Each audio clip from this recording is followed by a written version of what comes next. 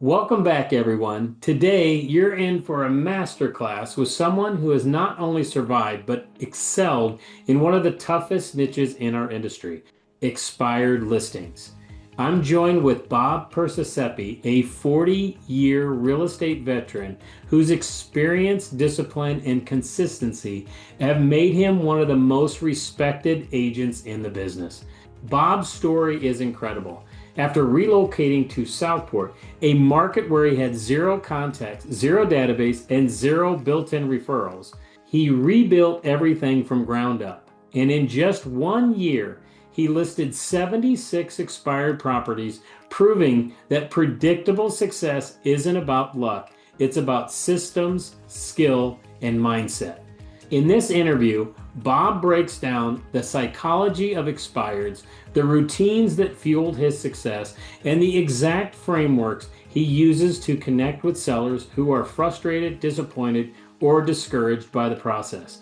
If you've ever avoided expireds or wanted to turn them into a true competitive advantage, this conversation will change the way you think. Let's jump in. What originally drew you to the business? I know you were a New Yorker and then, kind of a transplant coming into a new market. You were in real estate in New York, right? That's correct. Yeah. Okay, and then moved to a new market, knew nobody, and decided to, kind of get your business started up. But tell me this, Bob, what was it? What is it, first of all, that drew you to the business and has kept you kind of passionate to stay in the business for so long?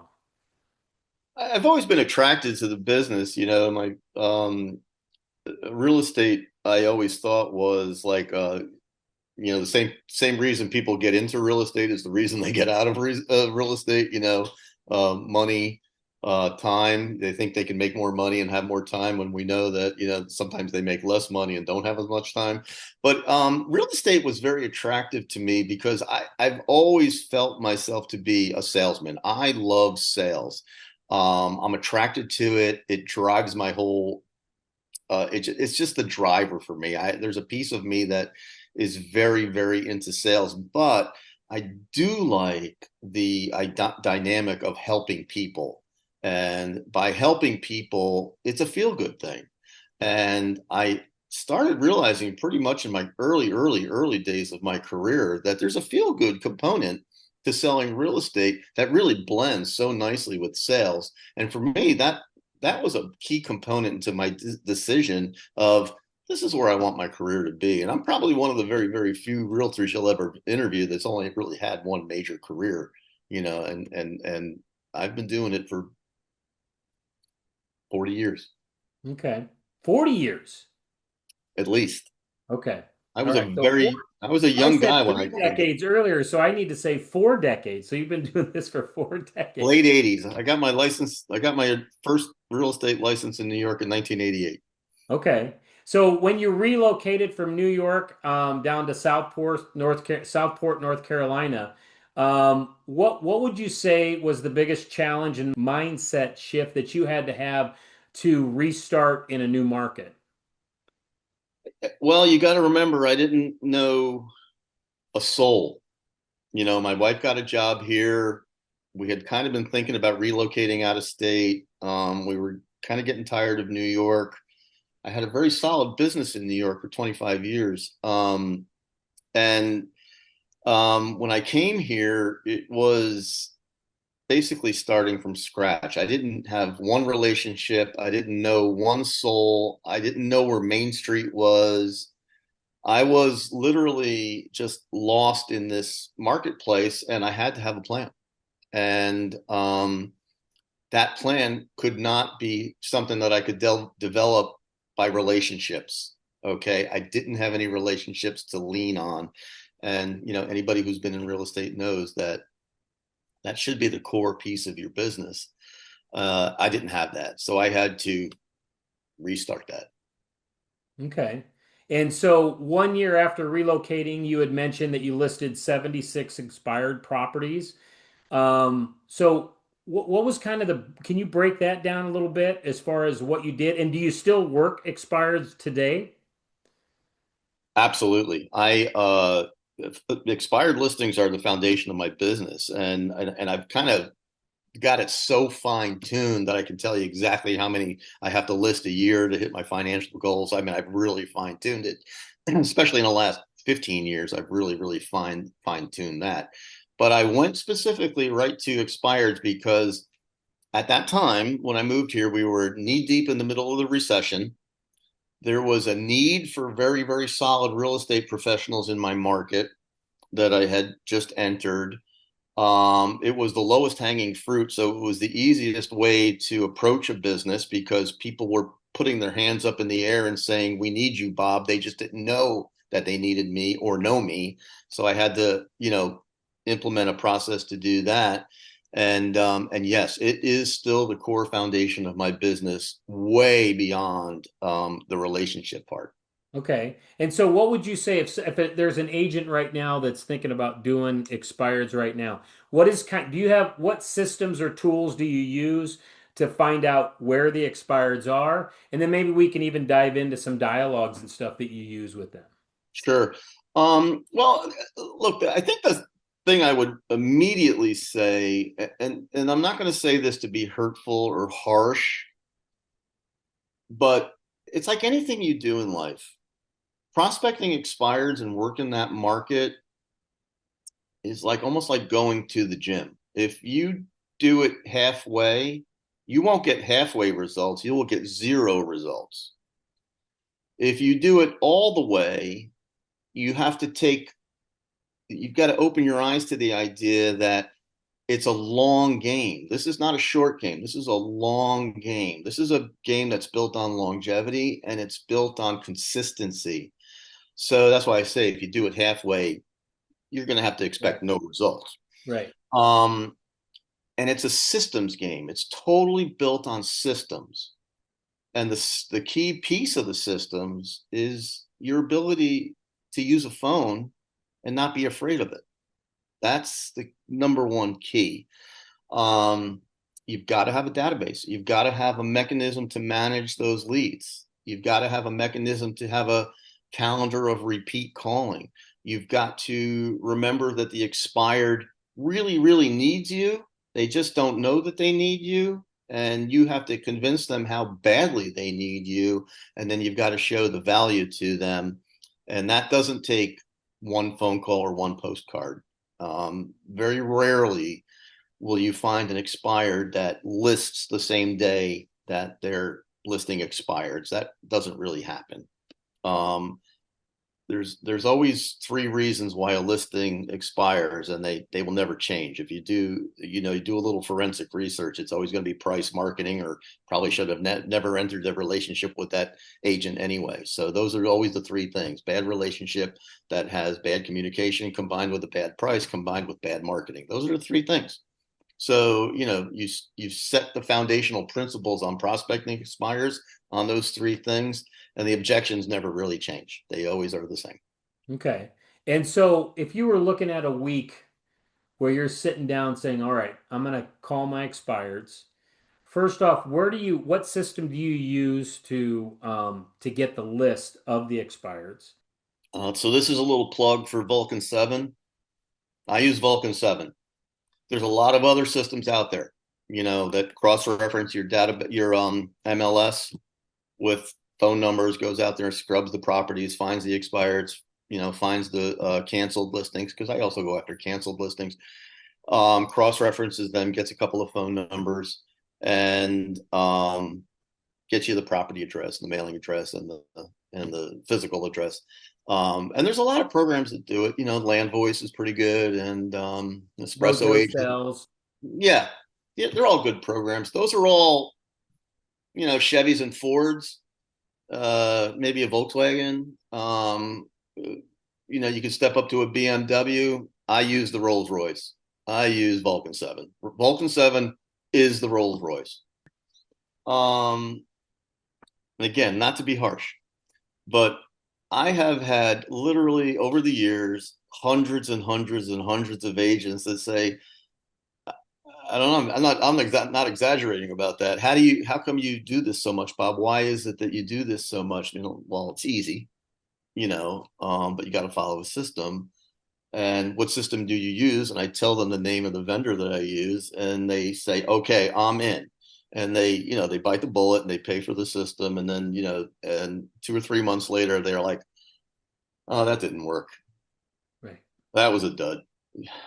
And I get tired of saying the same old thing. Because if I took 45 seconds to figure out where the breakdown was for them, I would figure it out in not 45 seconds, in 5 seconds. Right. Did you make your calls? Yes or no? Show me. And the proof is always in the pudding. Right. And If you could, the thing that when you look at this, it's like it could be expireds, it could be for sale by owners, it could be your database, it could be open houses, it could be door knocking. It doesn't matter. It all works. The only oh, challenge without is, a doubt, right. without a doubt. And I believe that the biggest challenge always is that agents don't give a system or a lead source long enough That's for right. it to work, right? Yeah, So it's like even like with database, right? Here's what I believe. I believe that everybody you know and that knows you is going to run into somebody thinking about buying or selling real estate in the next 365 days. The only question is when they do, are they going to think of you? And I always ask the agents, they say, well, how do you know this? So I go, well, let's just use this as an example. Everybody's going to go through a life event. Buying and selling real estate is a life event, but usually there's a catalyst. There's something that caused that, right? So it could be somebody's getting married, somebody's having a right. baby, somebody that maybe their parents passed away or their parents want to downsize or somebody wants to move into a different lifestyle, whatever it Yeah, is, divorce, whatever it is, those lifestyles, they create that opportunity of another life-changing event of buying and selling real estate. And the challenge is, again, not giving enough time, mail, call, see, email, social media, staying top of mind with your database is no different than when you're talking about an expired. You've got, first of all, they got to know that you're in the business. They got to know that you want to help them, and then they got to know how you're going to help them, and then you got yeah. to stay top of mind with them long enough to when they eventually make that decision again. Hey, we're going to list our house again. Not we're going to sell it, but we're going to list our house again. Right? Would you agree with that basic premise? 100%. I know for me in my market, I live in a very transient market. It's a second home market. Sometimes it's very difficult for me to build those long-lasting relationships because they don't stay here long enough. They buy their property here, they live here for 5 years, and they move on. And I may not even have the opportunity to get a second transaction out of them, and that's why I prospect the expired so aggressively. And by the way, as I'm getting a little older, I don't do it as aggressively as I used to. I mean, I clearly I could list 50, 60 a year, rolling out of bed every year. But now I've refined it to a place where I take the listings I want. I know exactly how much income I'm going to get out of them. I figure out the calculation of the formula that really brings me to a place of who am I targeting for those listings, who's the most attractive listing opportunity for me. And I don't have to list that many anymore. And I'm looking at my whiteboard right now. I've got 5 that I listed in January so far. Okay, so here's February. I got to start hitting the phone for my February listings. But that's kind of how I build it. That's how I grow it. And what would you say? So, if again, I mean, to me, this is consistency, right? You've just built a pipeline of all this. And it's in what you had said earlier is that you're not going to make one phone call or send one email and listen expired. But if you look at the 5 that you have on the board right now, what would you say is the average on when you made that first contact with them? The January 1st is the best day of the year to find expireds for whatever reason. And, I don't know why, mysteriously. December 31st is when most agents, for whatever reason, I don't understand it, they expire their listings for December 31st every year. I don't know why. Okay. So on January 1st, boom, they're all popping up and they're dumped into your email box and you got a mountain of them. I hit 96 of them on January 1st, okay, with their first piece of mail. And 5 of them listed out of those 96, 5 of them listed within the first 30 days, relisted with me. Now, what I found fascinating, I was just looking at those 96 listings this morning. Only 12 of them relisted. The 90s out of that 96, only 12 came back to the market, and 5 of them came back with me. And I'm thinking, 7 listings. There's 1,600 realtors in my MLS in my county. What are those guys doing for a living? Yeah. What are they doing? You You know, almost wonder what's happening with the other 80 that well, I'll tell you what's happening with the other 80. They're in my database, okay. and they're in this book. And I'm a note taker, old school note taker. So, um, I put notes in my database as I'm prospecting, as I'm calling, but I'm also taking handwritten notes because I kind of like to know exactly what you just brought up. Where are these people going? What's happening with them? Right. And this year, I've noticed that they're I think they're studying the market a little bit. They're looking at, we've got a much smarter seller right now in the world we're in right now. We've got pretty educated sellers, and they're thinking, when is the best time to bring my house back to the market? We did not have success, which is one of my strongest dialogues. Hi, Mr. Smith. I see that your home expired from the market. I'm always interested in talking to folks who've been on the market for whatever reason, haven't been successful in a sale. I'd love to talk to you about that. And, sometimes that's a tool to just start the engagement, to start the conversation, you know. And it doesn't always work that way, but it's a great way to, step into the conversation, which eventually leads to an appointment, which eventually leads to a presentation, which eventually leads to a listing opportunity, and I'm not afraid to say, I have a script right here in front of my laptop. I see that your house recently came off the market. I have something I might be able to help you with. And a quick note, I'm not trying to list your property because at this point, I'm not trying to list your property. I'm trying to see whether I like you Right. and you like me. Right. We're not going to go anywhere if we don't like each other. Right. We've got to have the same goal.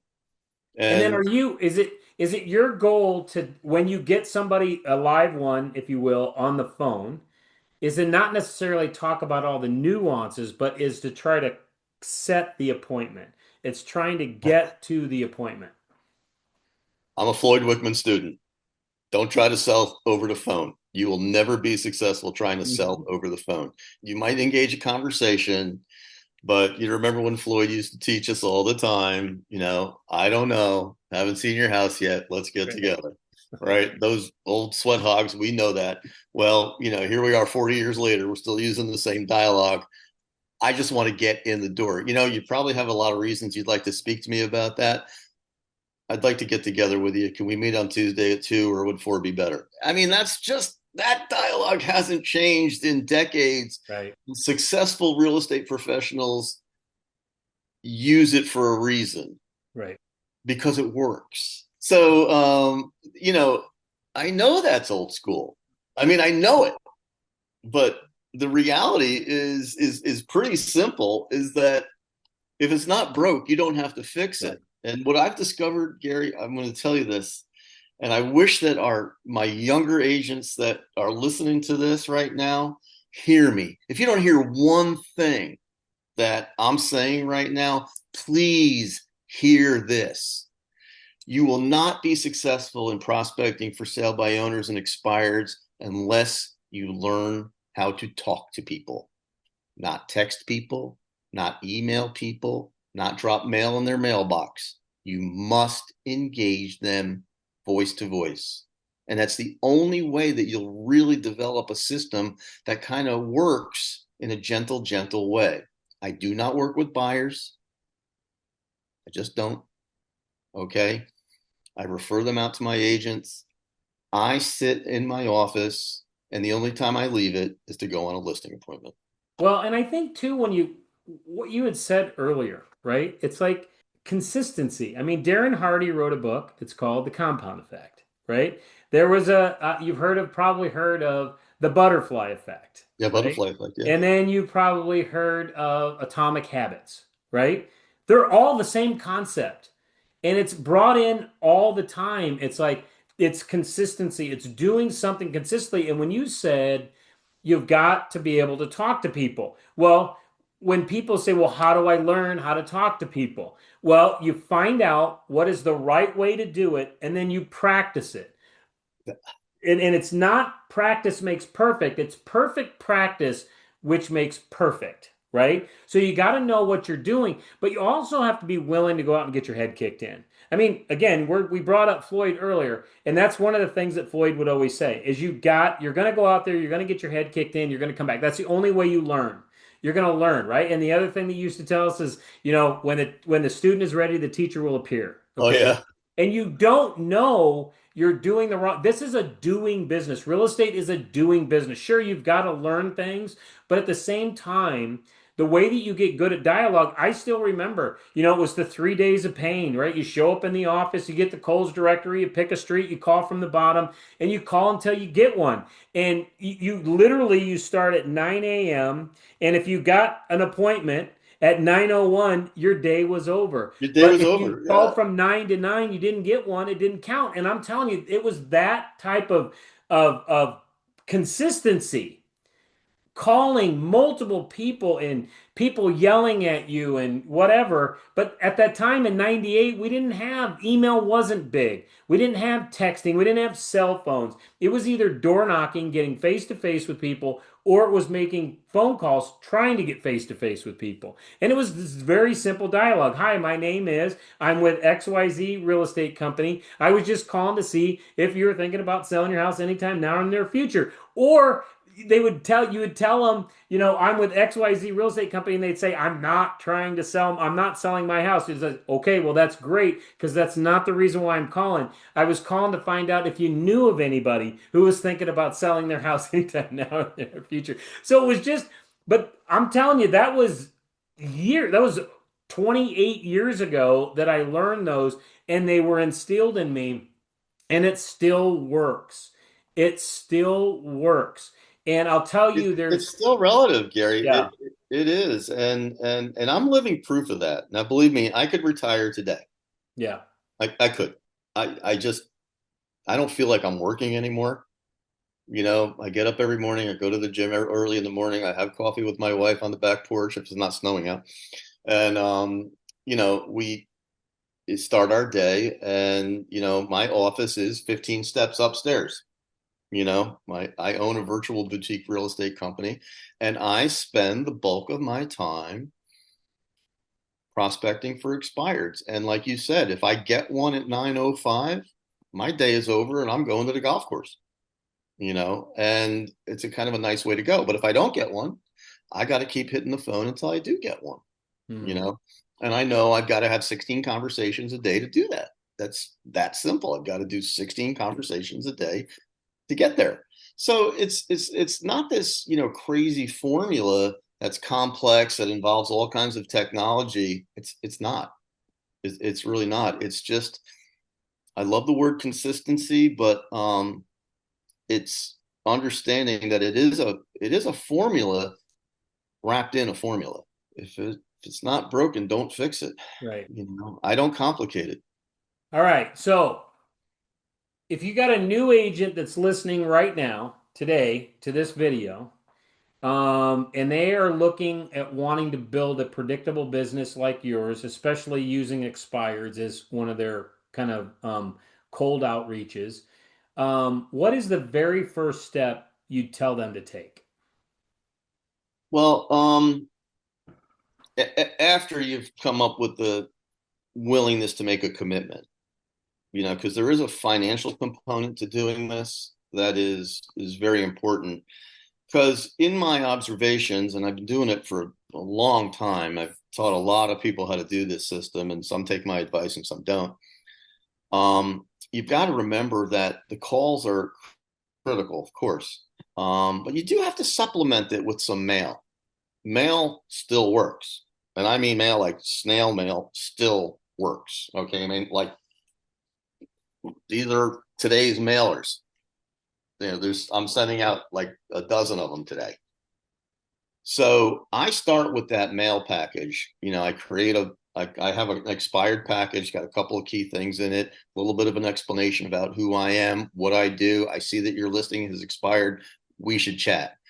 I mail that out initially, and then I use a follow-up mail campaign where we consistently send out 4 additional pieces of mail spread out over 3 weeks. And when you have that mail, call system in place, what it does is it reinforces and brands your name in their brain. Even if that thing is going in the garbage, and quite often it does, of course, Right. the consistency of the call following up with the mail is really something that gets in their heads. And it prompts them to either do one of two things: pick up the phone and call you, or recognize who you are when you do call. Yeah. Hi, Mrs. Smith. This is Bob Perspi from Blue Chip Real Estate. You may have already received some mail from me and maybe even gotten a phone call from me. Do you think we could talk? We embrace it that way. And remember, it's like everything in real estate or any other kind of sales, it's a numbers game. The more you do it, the more results you get. So I stayed very, very consistent with the mail. I'm ridiculously consistent with it. I make sure that I keep those mail campaigns going at the same time I'm calling. And every time I send out a piece of mail, I'm plugging into my auto dialer them to be called the next day. So I'm constantly rotating the mail, the call, the mail, the call, the mail, the call. And I'm Okay. sure you're going to get to the question of how many times do you call Well, there you go. them until Answer they that die? question. How many Until times they do you die, call them? until they die, or list with somebody else. And occasionally you'll get somebody that says, "Bob, please stop." Right. Well, and Just I think at the end of the day, if you, again, you're just putting that in your routine. That's your routine. Every single morning, it's like, okay, I've got these 6 people to call, 5 people to call, 8 people to call, 9 people to call. Whatever it is, it's just a routine that is just consistently happens.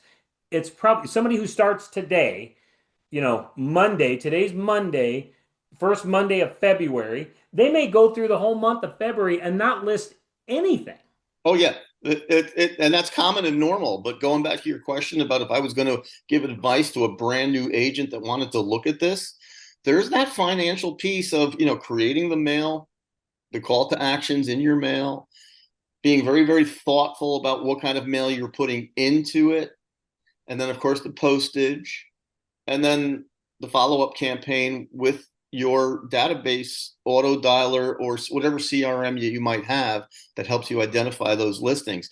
So there is an investment into that. I mean, it's not free, Right. but But how got much money would you say if you got a listing? How much money do you make once it sells? like overall. Yeah, no, just like if a house sells and you've bought a stamp and you've sent maybe 6 letters and you've had 6 stamps and you've made six Well, phone in calls. my market, with my average sale price and my splits and everything, I'm making $16,000 to $18,000 on every transaction. So it's worth it. A I know hundred, I'm being a very hundred of facetious. them is worth it. Yeah, You I'm know, being facetious on this, but that's the kind of the mentality a lot of times is that it's a risk reward business, right? I mean, but if you really look at how much money we invest in marketing to be successful and in dues and licensing and I mean, you're yeah, wearing an RPAC shirt, all of these different types of things that we invest in, we literally are in a business that we don't need any major education on. We just need to learn a few skills. We got to have grit, and we've got to be persistent and consistent in this business, and find whether it's expires or for sale by owners or whatever it is. Because I mean, the whole point of our conversation wasn't me like, hey Bob, how's your database? I am sure over the years that you got a very strong database. But that what intrigued me about a conversation with you is just that cold outreach. Why would somebody for so long in this business continue to do that cold outreach? And it was something that we talked about earlier, which is the funnel, right? You're always yeah, bringing new people in to go deeper into relationship with, but who better to go deeper into relation with when somebody you've helped as an expired. They went so many months and were rejected from the market because of whatever reason. And you came in and you helped them, you saved the day, and they look at you as like a savior in a sense It's that very you helped true. them. It really is true, Gary. I'm looking at this list over here. I've got this. This is a list of. We're having a customer appreciation event on Super Bowl Sunday, and I was looking down the list of people that we invited, and I'm literally going down them line by line and looking at how did I meet those folks? And I'm like, oh, they were an expired, FISBO, expired. Every one of them. The Right. relationship started by an expired listing, which led to, of course, spin-off business over a period of years. But you know, uh, you know, let me give you another example. In 2024, Mike Palin he wanted me to, we have a mutual friend, Mike Palin, and he said, how did you do with your expires this year, Bob? And what was the ratio of income that you had, and how much did it cost you? Well, you're a salesman, so your time on the phone is just part of your normal day. I mean, it's not, that's what you get paid to do. That's the way I look at it. Well, I made 188,000 in GCI off of expireds in 2024, and the investment was under $14,000. That's kind of a no-brainer, Right. because when you combine the revenue that came out of my net revenue that came out of the expireds, and then my other pillars, which were largely database pillars or open house pillars or whatever other pillar that an agent may have, and I'm looking at the volume of revenue that came in just from expireds, it's a no-brainer. I mean, Right.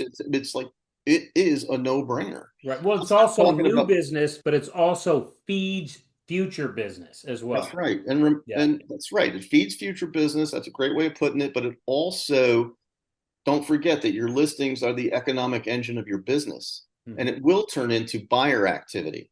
Okay, I mean, the only buyers that I do work with, I kind of sidestepped that a little bit earlier, but the only buyers that I do work with are people that are selling.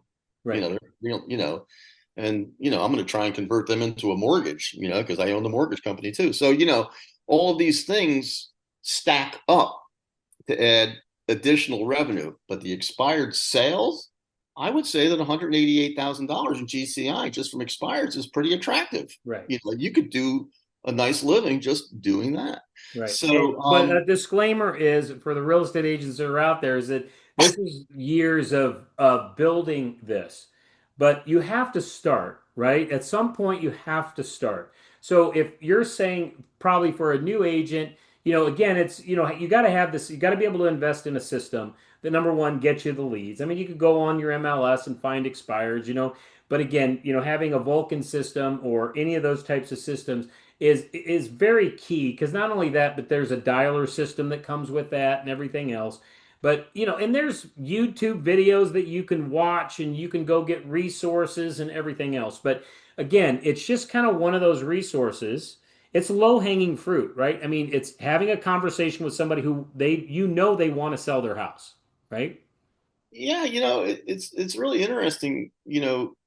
I, when I was first piling up the reviews in my first couple of years here in North Carolina, it was interesting to me how many people said, Bob sold my house when two other agents couldn't. Hmm. And it wasn't like I did something miraculous. All I really did that was miraculous was introduce myself to them. Right, I have the solution to your problem. Can we talk? right. And that just became the call to action. I think I may have the solution to your problem. Can we get together tomorrow at 2 or 4 be better? So, this isn't reinventing the wheel. It's just making sure that you're very, very diligent and consistent on the system. And hey, if you can do it from your kitchen table in your pajamas, why not? All right. You know. All right, Bob, that was great information. I appreciate that. And so, if somebody's looking at wanting to relocate to your neck of the woods, how could somebody get in touch with you? Oh, just Facebook, Bob Percesepe at Blue Chip Real Estate. Simple. Bob Percesepe at Blue Chip Real Estate. I'm always glad to talk. I'm always glad to share. I love helping people. I love helping any kind of agent that's interested in my system. The only criteria I have is that you got to listen and do it. What an unbelievable interview with Bob Percesepe, a 40-year industry leader who has proven time and time again that great agents aren't born. They're built through discipline, mindset, and mastery of the fundamentals. Here are just a few of the highlights worth remembering. He shared his approach to researching, preparing, and contacting expired sellers with confidence. His initial conversation framework shows exactly how he builds trust through frustrated homeowners. He broke down the objections, emotions, and motivations unique to expireds and how great agents turn them into opportunities. He expanded on what separates agents who thrive in this business from those who stay stuck. And he gave a clear first step any agent can take today to build a predictable business using expireds. Bob's story is the perfect reminder that if you master your craft, lean into discomfort, and stay committed to your daily routine, you can build a business that works in any market, even a brand new one. Bob, thank you for pouring 40 years of wisdom into this short conversation. We'll see you in the next video.